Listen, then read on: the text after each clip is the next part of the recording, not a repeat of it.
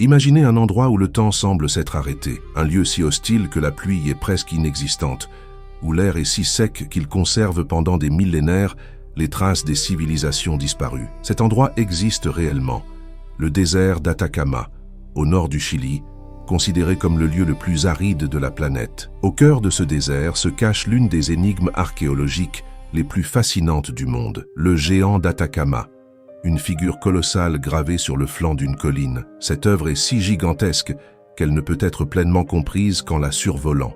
Pourquoi, il y a près de 1000 ans, des hommes ont-ils choisi de tracer un dessin aussi monumental que mystérieux? Était-ce un calendrier astronomique, une représentation religieuse, ou bien un message destiné à des visiteurs venus d'ailleurs? Le désert d'Atacama est un endroit hors du commun. Il s'étend sur plus de 105 000 km², une bande étroite coincée entre l'océan Pacifique et la cordillère des Andes. Certaines zones de ce désert n'ont pas vu une seule goutte de pluie depuis plus de 400 ans. Les scientifiques le comparent souvent à la surface de Mars, tant les conditions y sont extrêmes. Les températures varient brutalement entre le jour et la nuit, le sol est d'une sécheresse absolue et la végétation est quasiment inexistante.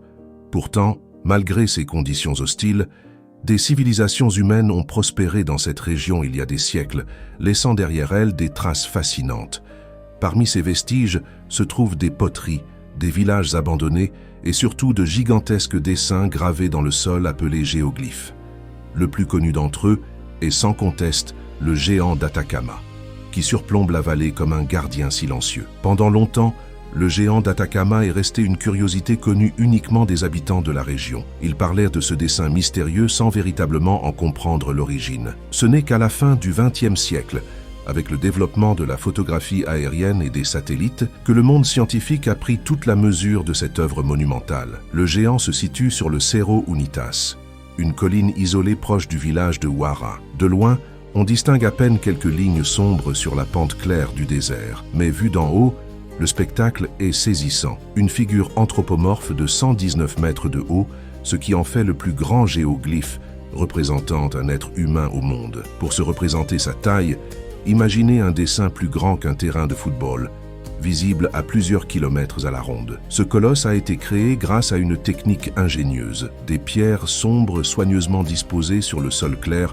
pour former un contraste durable. Avec le temps, le climat extrêmement sec de l'Atacama a protégé cette création, lui permettant de traverser les siècles presque intacts. Mais qui a construit une telle œuvre et pourquoi?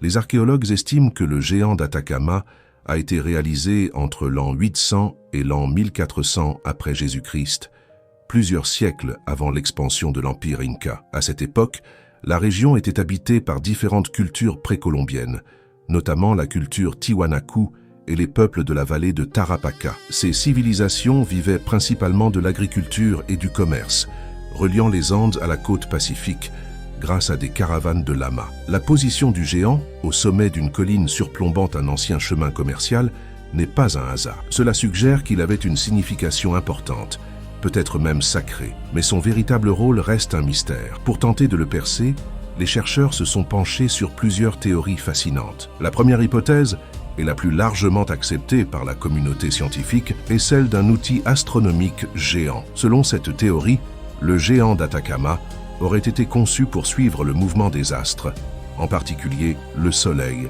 et la Lune.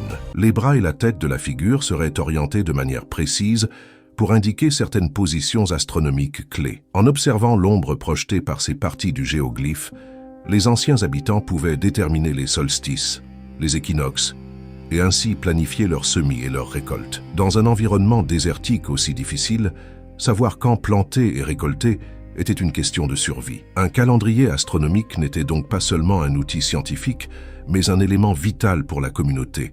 Cette hypothèse est renforcée par des découvertes similaires ailleurs dans le monde, comme les lignes de Nazca au Pérou, qui présentent également des alignements avec des événements célestes. Une autre hypothèse propose que le géant d'Atacama serait la représentation d'un dieu ou d'un esprit protecteur. Dans les cultures andines, la spiritualité occupait une place centrale. Les montagnes, les rivières et même certaines pierres étaient considérées comme sacrées. Les peuples de la région pratiquaient des rituels complexes pour honorer leur divinité et s'assurer leur protection. Le géant, avec sa tête disproportionnée et ses bras levés, pourrait symboliser un être surnaturel, un chaman ou un dieu lié à la fertilité et à la prospérité. Son emplacement stratégique, visible de très loin, renforcerait cette fonction religieuse, un signe destiné à rappeler aux voyageurs qu'ils entraient dans un territoire sacré.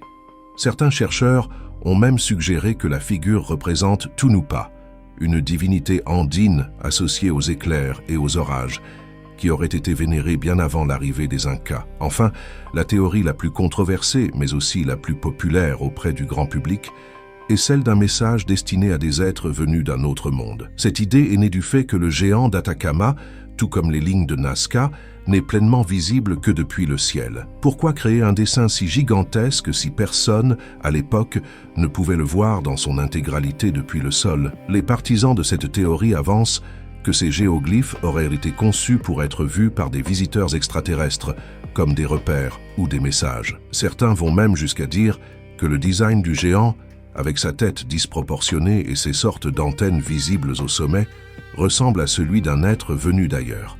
Bien sûr, aucune preuve scientifique solide ne vient étayer cette hypothèse, mais elle continue d'alimenter la fascination et les débats, notamment grâce à des émissions et des livres populaires sur les anciens astronautes. Quelle que soit la véritable fonction du géant d'Atacama, sa réalisation représente un exploit technique remarquable. Sans outils modernes, sans moyen de prendre de la hauteur, ces peuples anciens ont réussi à créer une figure parfaitement proportionnée et durable. Pour y parvenir, ils ont probablement utilisé un système de cordes et de repères au sol, semblable à celui des arpenteurs. Chaque ligne devait être planifiée avec une précision extrême, car une erreur aurait déformé la figure entière. Le climat aride de l'Atacama a ensuite joué un rôle clé dans sa préservation. Sans pluie, sans végétation et avec peu d'érosion, le géoglyphe est resté presque intact pendant des siècles, comme figé dans le temps. Malgré des décennies de recherche, aucune théorie ne fait consensus. Les fouilles archéologiques menées autour du géant ont révélé des fragments de poterie, des outils et des traces de campement. Mais aucun de ces indices ne permet de trancher sur la véritable fonction du géoglyphe. Le plus troublant reste la précision du dessin.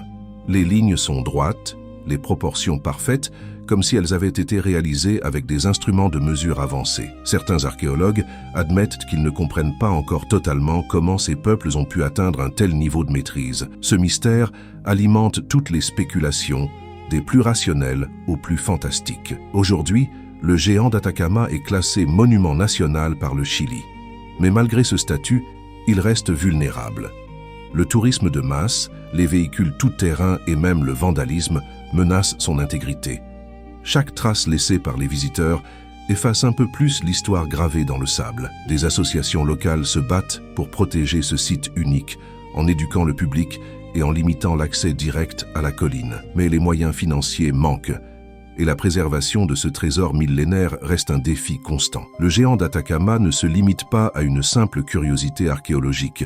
Il représente un lien direct avec les civilisations disparues qui ont habité la région bien avant l'arrivée des Européens. Il est le témoin silencieux d'un passé riche et complexe, d'un peuple capable d'exploits techniques que nous commençons seulement à comprendre. En étudiant ce géoglyphe, les chercheurs espèrent non seulement percer son mystère, mais aussi mieux comprendre la vie quotidienne, les croyances et les connaissances scientifiques de ces anciennes cultures andines. Le géant d'Atacama demeure une énigme.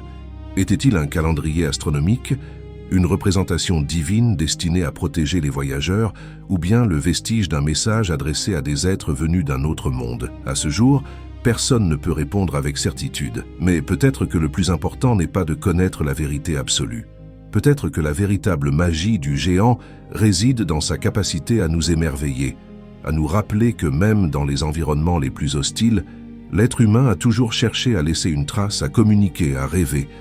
La prochaine fois que vous verrez une photo du désert d'Atacama, imaginez ces hommes et ces femmes, il y a des siècles, gravissant la colline avec leurs pierres et leurs outils rudimentaires. Imaginez-les lever les yeux vers le ciel, traçant dans le sable un message qui, 1000 ans plus tard, continue de défier notre compréhension. Le désert d'Atacama conserve encore bien des secrets. Et peut-être qu'un jour, grâce à la science et à la curiosité humaine, nous finirons par comprendre ce que le géant a voulu nous dire. Et maintenant, à vous de jouer. Quelle est votre théorie sur ce mystère millénaire? Dites-le nous dans les commentaires.